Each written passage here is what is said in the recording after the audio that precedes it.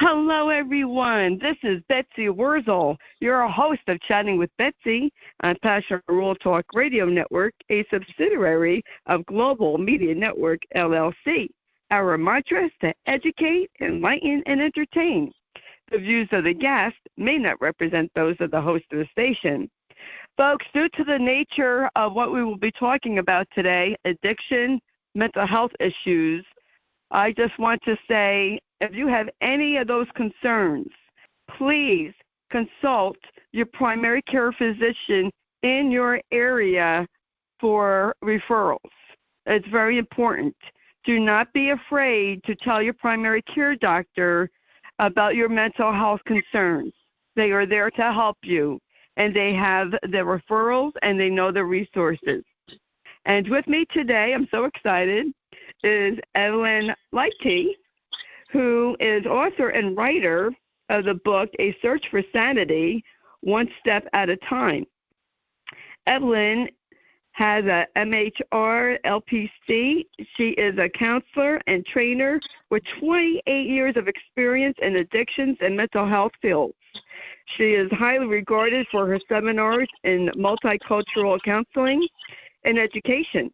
In 2008, Evelyn was installed in South Dakota's Hall of Fame for her humanitarian work, and she belongs to the Authors Guild. And I want to welcome Evelyn Lighty to Chatting with Betsy. Thank you. Thank you so much, Betsy. I'm excited to talk with you. And I hope I said your last name right. You did. Okay. Evelyn, I'm so excited every time I talk to a guest, and I'm a huge mental health advocate. And I have talked to people concerning, mental health issues and addiction. And I'm going to ask you, what motivated you to write this book? And I'm really glad that you did, because people, and I know myself, I did this, but I don't do it anymore. People judge others who become addicted to alcohol, to drugs. It's very easy to do, folks. Don't judge, because it can happen to you. Go ahead, Evelyn. What motivated you to write your book? Thanks, Betsy. This is actually the 19th book I've written on addiction. 4 of them are a series of biographies. And The Search for Sanity is the most recent one, and probably the most comprehensive concerning the way addiction affects a person. I was motivated to write this because it's so important to me that people understand what's going on. The problem with addiction is you don't catch it right away. You don't have a clue what's happening until it's too late. Both family members and the addict, they don't know what's happening. And then when it's really too late, and a lot of times even when other people do know, the addict can't admit it because we've made this such a moral issue, and it is not a moral issue. I'm glad you said that, Evelyn. I'm so glad you said that. You're right. It's not a moral issue. Anyone can become addicted to alcohol, to drugs. Even people are addicted to sex. They're sex addicts. Pornography. There's, prescription medication. People that have been in car accidents or who have had multiple surgeries that have to take pain medication. I can understand where they get addicted. And folks, people who have unresolved emotional trauma issues, you numb your pain with perhaps alcohol or drugs. When it's really, you have to get to the issue that's bothering you, that's affecting you. But we don't do that, do we, Evelyn? We kind of tend to numb it instead of addressing it. Well, in my case, I grew up in an alcoholic home. Drinking was really natural. It was, my father was an alcoholic. I did have a lot of pain, but I just drank because that's what you do. And I started when I was 17, and drank for a lot of years before I could admit that I had a problem. You know what? Evelyn, you just said something so profound to me, because you grew up in an alcoholic home. You saw drinking and just thought that was a normal part of life. And you just answered a question that has been on my mind. My husband, my late husband, his father was an alcoholic, but Don was a happy alcoholic. However, Matt's sister really saw the brunt of it because she was older, and she saw him going through the DTs and hallucinating. Mm-hmm. And yet I was shocked to find out that she was an alcoholic and couldn't figure out why when she saw her father going through that. You just answered that for me, so thank you. Oh, you're welcome. Because I always wondered that. Why do people from alcoholic families become alcoholics themselves, knowing what their parents put them through? So you just opened my eyes to a different view.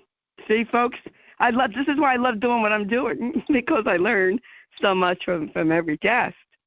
And having an alcoholic father, was he abusive?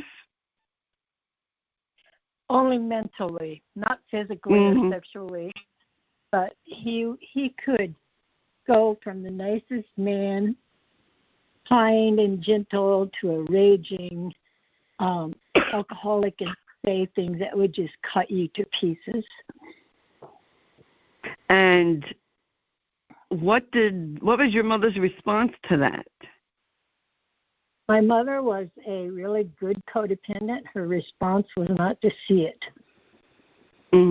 That's typical at that time era. Absolutely, because my mother grew up at a time when it was a moral issue. Yes. Also, if you were working and had a full-time job, you couldn't possibly be an alcoholic. So there was a lot of denial in our house. Yes, there is very much denial. My father-in-law, Don, he was a lineman for our public service electric company, and he would climb up on those poles. Yes. And he was drunk one day, and he fell. They said he had a heart attack. That probably was so he wouldn't get fired, but he was actually drunk. And I'll tell you something, Evelyn. Growing up in an alcoholic family stays with you. I have to share this with you because I think you would appreciate it. My husband had early onset Alzheimer's, and whenever he heard the Glenn Campbell song, Wichita Lineman, he thought of his father. He thought of his father, and he said, my dad worked for PSE&G, and he was an alcoholic. That Matt remembered for the longest time. That's how much alcoholism affects a child, and even into adulthood. Yes, it's incredible. And that really is why I write my books, help people understand. If people don't understand, it's really difficult for them to grasp. They've never grown up in it, or they don't really understand it. Then the books that I have written lay it out really plain. And I gave away a lot of books one Christmas at church. And one of the women came up to me, and the book she had been reading was a book about my teenage years and how wild I was. And she said, I haven't been able to figure out my granddaughter. And now reading your book has really helped me understand what's going on with her. Yes. I can definitely understand that. Sometimes, like I knew someone who was an alcoholic, and you wonder, like I would think, before I became knowledgeable, Evelyn, think, well, why don't you just stop? Like you're ruining your health, you have your kids, why don't you just stop? You could have a career, you have money, and it's she was in rehab, in and out, and it's just heartbreaking to see someone just throw their life away. And she died young. She died in her sleep. She was 59 or 60. I don't think she was 60 yet, but maybe late 50s. That definitely late 50s, but just so sad. As I heard that she drank vodka right out of the bottle. Yes. And then yeah. And I think that's what people, I know that's what I thought, Evelyn. And I used to think it was a moral issue until I found out it's not, a moral issue. I think it really, the more I read, the more people I talk to, I really think it's environmental, which I didn't think it was, when I was younger. And environmental in the fact, Evelyn, that the pain that someone had to endure, whether they had, PTSD from their environment or they had a tragic event. You see a lot of servicemen coming back drinking, which is what happened to my father-in-law. He was drinking before the World War II. He was in the Navy. Someone took his place. He went on his coffee break and was killed. And when he came back, he was heavy drinking. He most likely had survivor's guilt, plus PTSD from what he saw. Yeah, so I think, and I don't have any psychology experience or degrees. This is just what I have learned from talking to so many different people. And would you agree to that people try to numb their pain instead of addressing? It's really difficult to address your pain. First of all, you don't know that it's okay to talk about it. True. We're taught to keep things to ourselves. And oftentimes we're ridiculed if we share our pain. That's true, too. You have to be careful, and we're wise to be careful who we share it with. But we have to know that it's a safe environment that we can actually tell somebody what happened to us.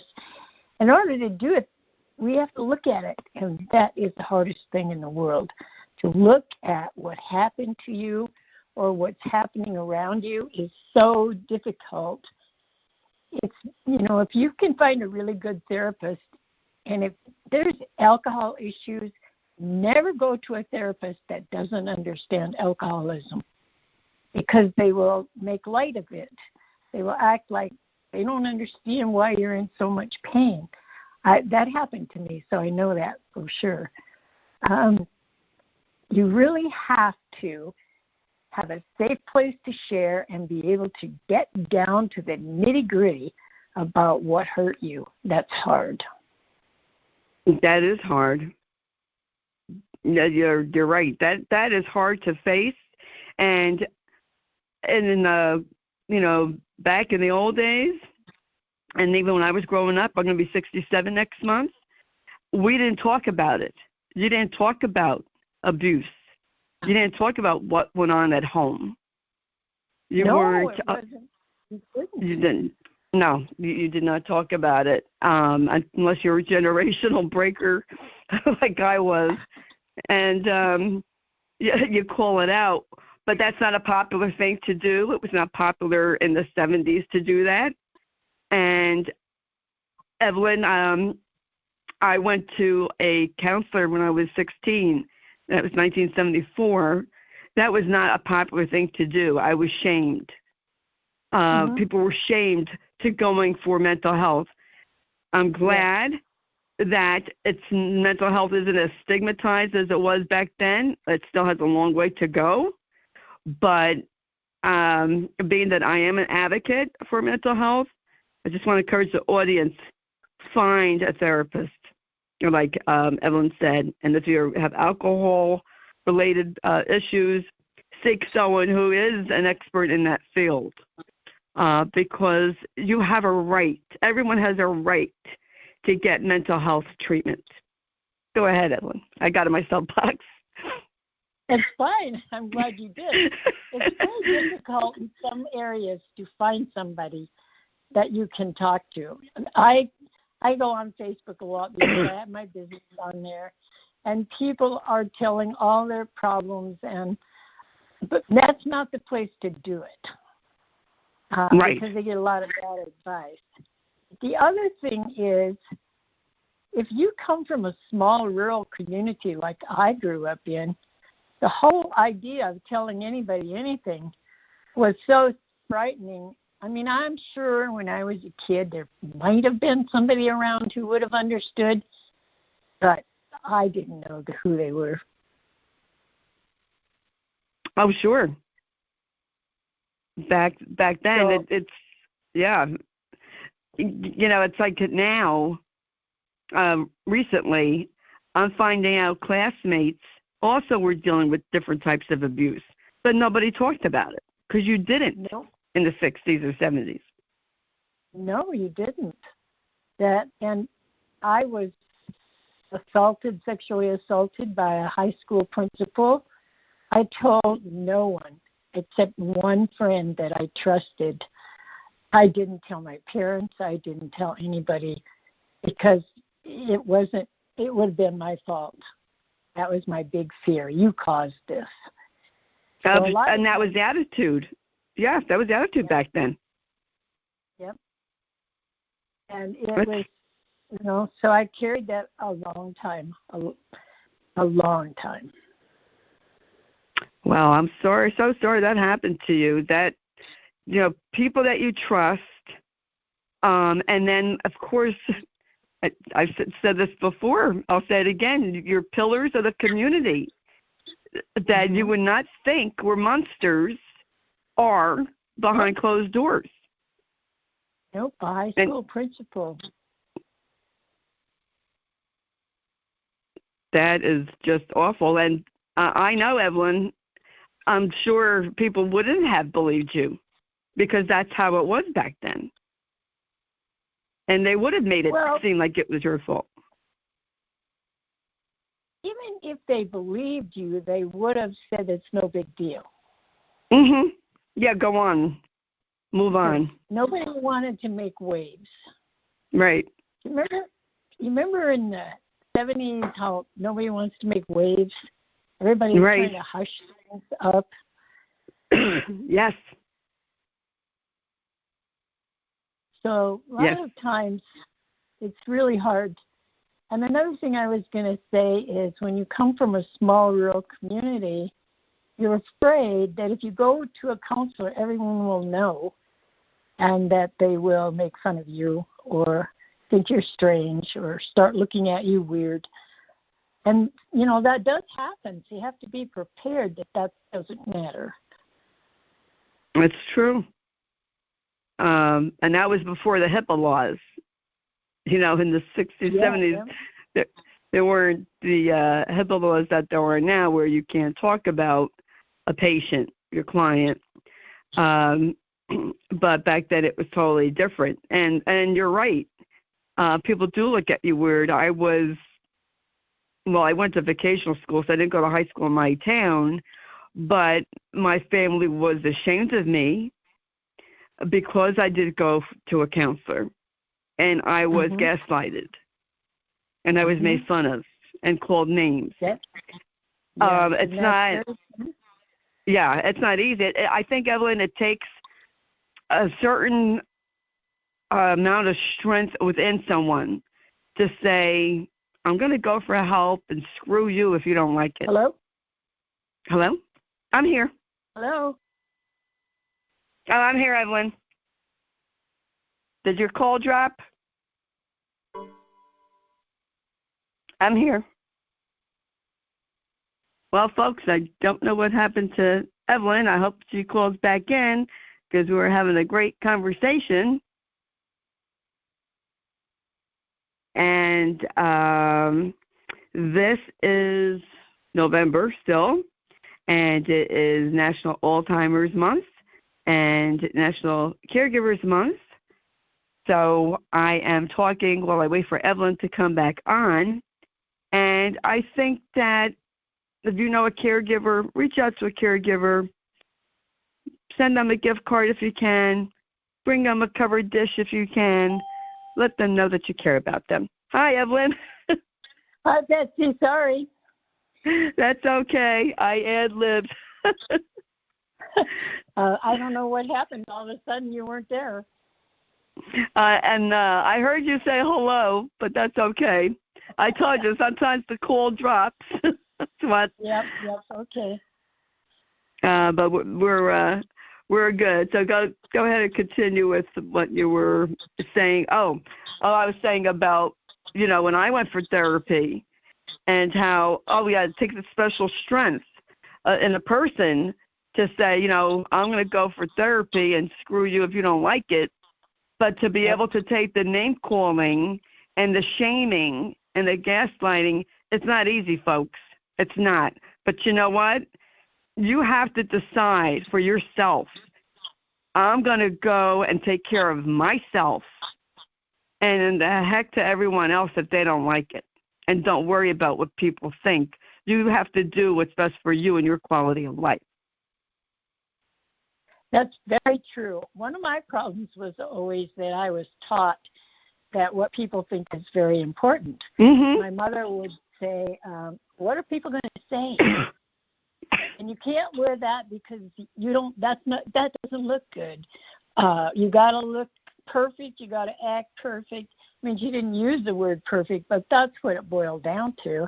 And then also, even though my father would get drunk and stay away for days, if somebody said to my mother, how are you doing?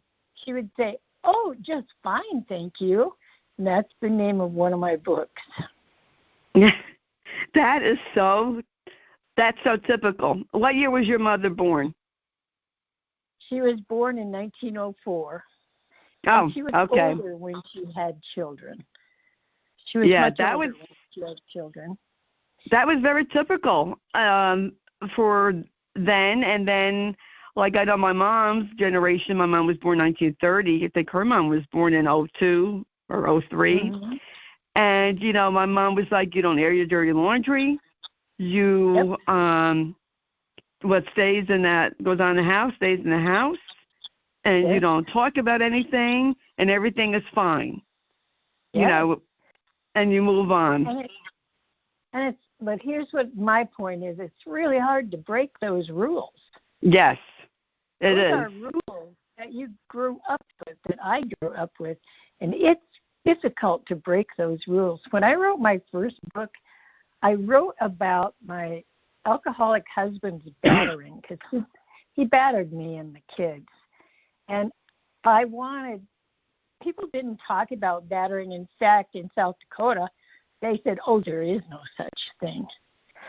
So I wrote this book because I wanted people to know, yes, there is battering, and yes, I'm a survivor. And my family they never stopped speaking to me, but they were not happy with my revealing this, nor were they happy because in this book I talked about my father's alcoholism, not a whole lot, but enough to let the world know that I had grown up with it, and it was tough. They were nice to me, but they were not accepting of the book. I don't know if anybody in my family ever read it. In fact, I don't know if any of my family has ever read any of my books. I can imagine that they didn't like it. It's a good thing nobody in my family listens to my show because they would be mortified. They would be totally mortified because I talk about my family. I don't mention their names, but I talk about family in my show sometimes. And, when I was the black sheep because Betsy called out a lot of stuff, and Betsy is the wave maker. Yes, I mean, I don't, my mom is like, if there was a problem, like when my dad was in a nursing home, it was like, let it go. I don't want to make any trouble. Don't want to make any waves. That's what she said. Yep. Yep. And you know what, Evelyn? When I had to advocate for my husband, I didn't care if I caused waves. I would cause a tsunami. I don't care. Yep. I'm going to speak up. So I was I was the unusual one. Yes, you are. That's very brave of you. But then you also became the scapegoat, I bet. Yeah. Oh, yes. Definitely. Yeah. It's interesting that you said that. Were you the scapegoat? Yes. Because I was the one who couldn't keep her mouth shut. Yeah. I blew the whistle on the family secrets, and it just, it's hard for them to deal with. Yes. That even happened when I was little. It's very difficult to be the one to call out the abuse. Mm-hmm. Yeah. And to say, you know what, this isn't right. It's really, I have kind of a funny story, Evelyn, I have to tell you. When my dad had dementia, and my dad always said inappropriate sexual things to my sister and I. Very inappropriate. Mm-hmm. And when he was in the nursing home and he said inappropriate things, they thought that was wrong, and they medicated him. And I told the social worker, and I told the social worker, that's nothing new with my father. That's not the Alzheimer's. It's just more pronounced. He was always like that. And my mom said to me, what did you tell the social worker? I said, I told her the truth. Daddy said inappropriate things to, my sister and I, and you thought nothing of it. They think it's wrong. Mm-hmm. What does that tell you, Mom? I mean, I used to tell my mom all the time, he needs help. He needs mental help. Yep. And so I thought that was kind of funny because they thought it was wrong and they medicated him. I have a sick sense of humor, folks, and you really need it when you're dealing with Alzheimer's. I'm sure you do. I have. Excuse me. I know that's got to be really hard. I have dealt with it with my friends, but that's different than family. Yeah. So, when I wanted to ask you because I know you live in South Dakota, and I know you do multicultural counseling. So I know South Dakota has a huge Native American population who I have read. Alcoholism is a very, what would you call it, big problem. Yes. With that community, not just that community, but, other populations. But have you counseled to a lot of Native Americans? Did they go for counseling? I spent 20 years working on reservations. We have 9 of them. I worked on 5 of them in South Dakota. Wow. 1 of them in Montana and 1 of them in Iowa. Teaching alcoholism and codependency and how to recognize it and what to do. That's great. Were they receptive, or is there kind of the cultural taboos on the reservation concerning going for counseling? They were very receptive to the workshops. There were some that worried about didn't feel like they could really open up because somebody in South Dakota is a small state. So anytime you go to a workshop in South Dakota, you're going to see somebody that knows somebody or somebody or even a relative. Once I did a workshop and they said, I can't talk, my cousin's in there. It's they're pretty receptive, except when they fear that there's someone in there that's going to tell what they say. And we do have to be careful about that. We have to be careful about that anywhere we go, when we go in a group, because there are a lot of people that just can't. They can't keep a confidence. even when you swear them to confidentiality, they still have a really hard time. That's true, and especially if they have well, I'll just say it like this because I'm a Jersey girl. Especially if they have an evil streak in them, and they want to get back at someone, and that's the perfect way to do it. Oh, I know your secret because you said it in the group. Now I'm going to go blab it all over, which isn't right to do. But also, it's just an attention getter for them. Yeah. Kind of like, I know something you don't know.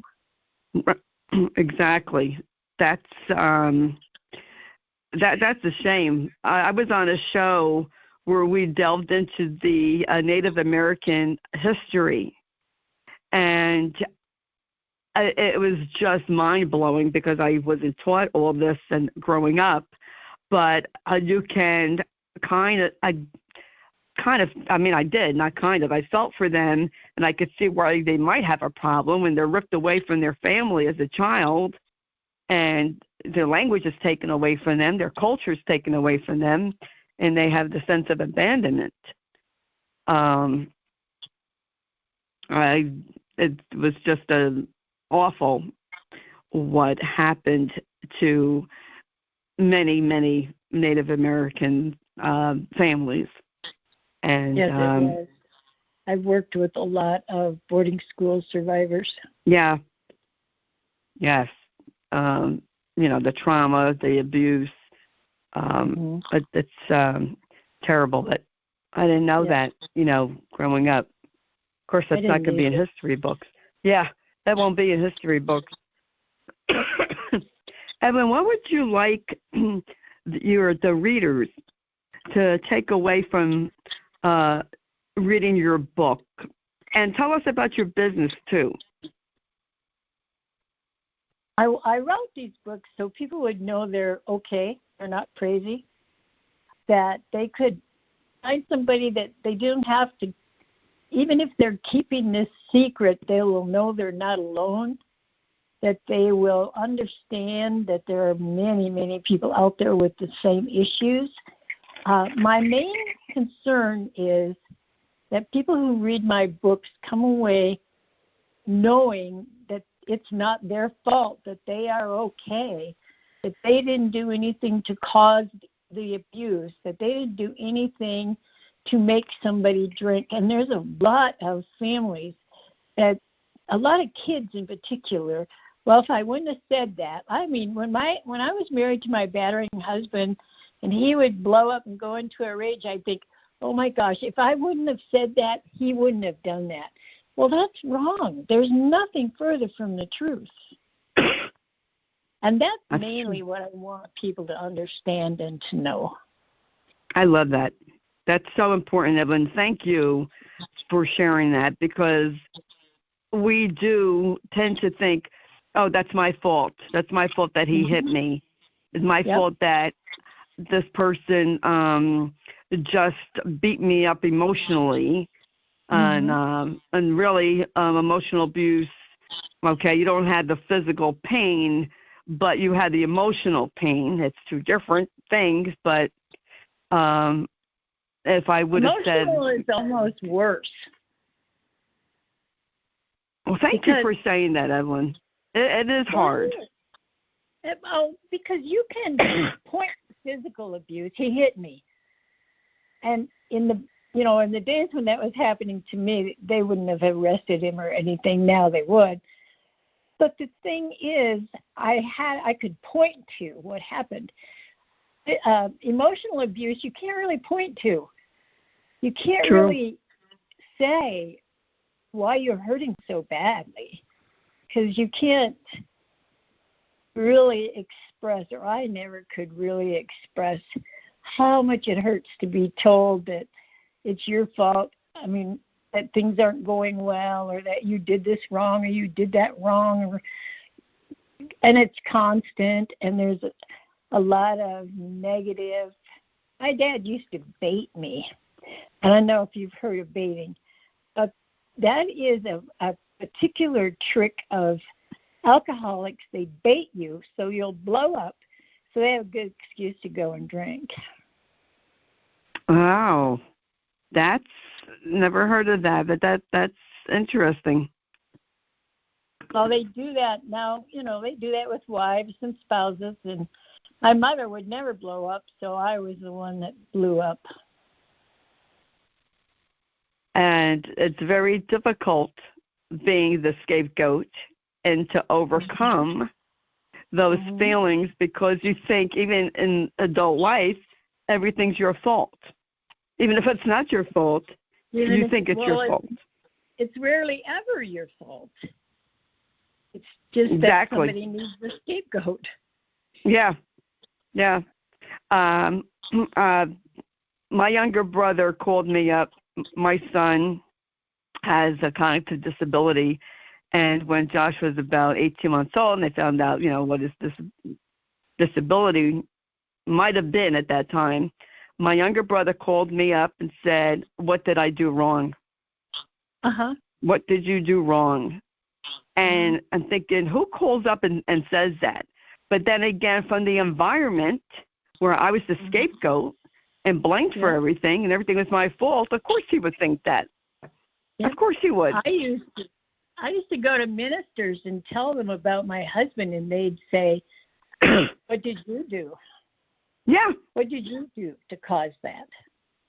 Or that was one of their favorite sayings, "What did you do?" You got to look at yourself. What did you do?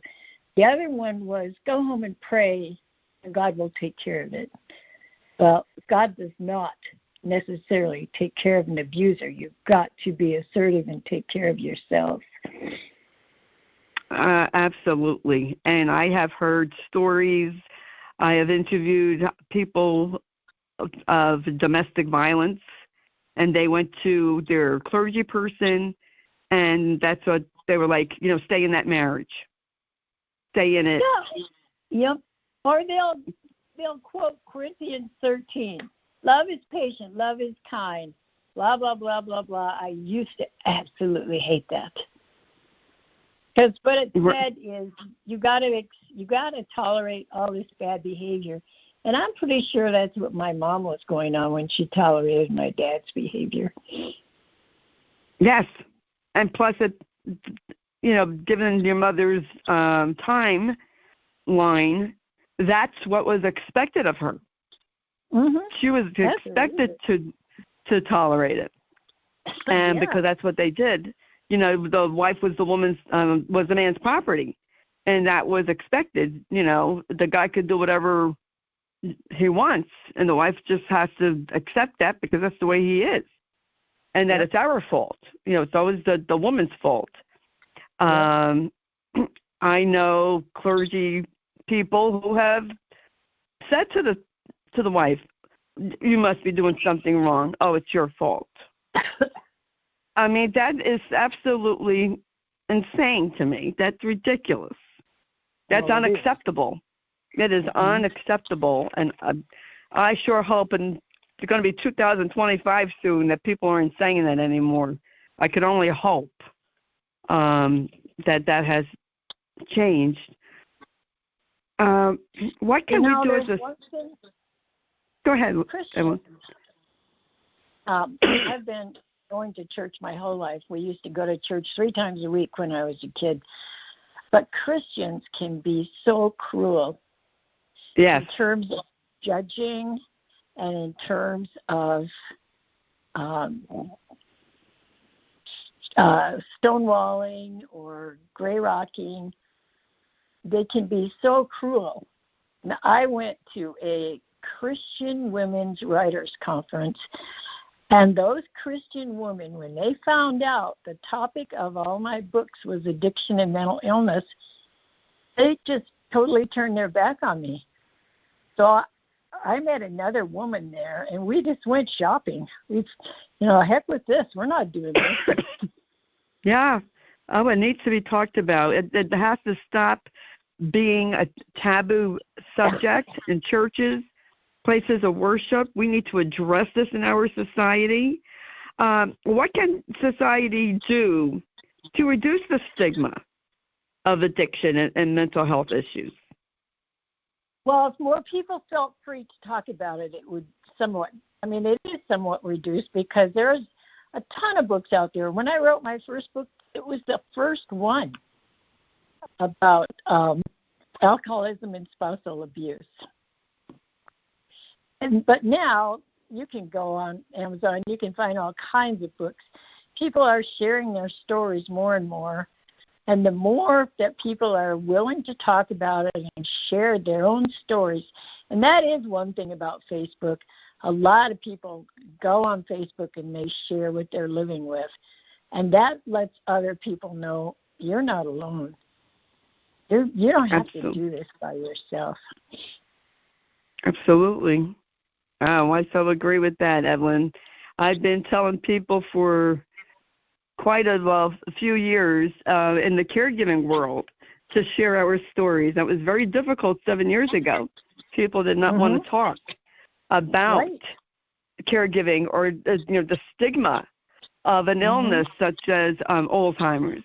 They didn't want to talk about it. And now people are talking about it. They're showing it, and that is wonderful.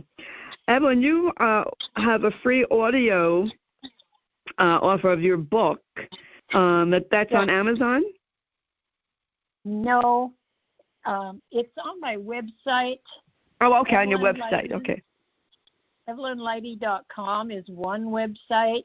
I also have a nonprofit website that has a lot of information on it, and that is A Center for Training and Restoration.com. There's free information on both of those websites.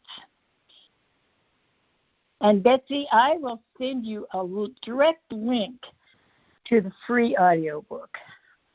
Oh, okay. Thank you. And what is the website? I have this down here, livingwithsolutions.biz. Is that an old website? Yes. Oh, the okay. The website is actually EvelynLighty.com. Okay. All right. Glad I asked you about that. Yeah, me too. Because sometimes there's old information on, what I receive, and so I'm glad I asked you about that. And your book is on Amazon.com. What is the name of your business? Do you counsel people? Not anymore. Okay. Well, once in a while. I take, once in a while if there's a family. I love counseling families because families are the ones most affected. Once in a while I'll take a family, but never for an hour, usually for 3 days or a week. That is wonderful. Well, Evelyn, I love talking to you. You are. It's been a real pleasure. You are a treasure to talk to. I could talk to you probably for another hour or so. There's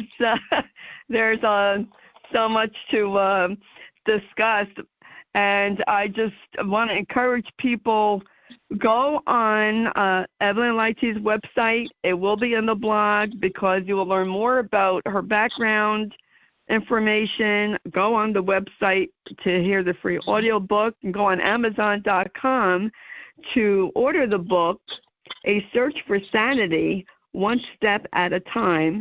Evelyn, I'll spell her last name, Leite. Folks, we need to address these issues. We need to open the top of what we think is taboo, because it's not taboo anymore, folks. This is going to be 2025 in a matter of a few weeks now, right? January's around the corner. We need to address these issues. And in 2024, 2025, mental health care should not be stigmatized. And I will keep saying this until I can't talk anymore. We need to take care of our mental health. It is imperative. And I want to thank you, Evelyn Lighty, for sharing about your story, writing your book, and all that you do to help others.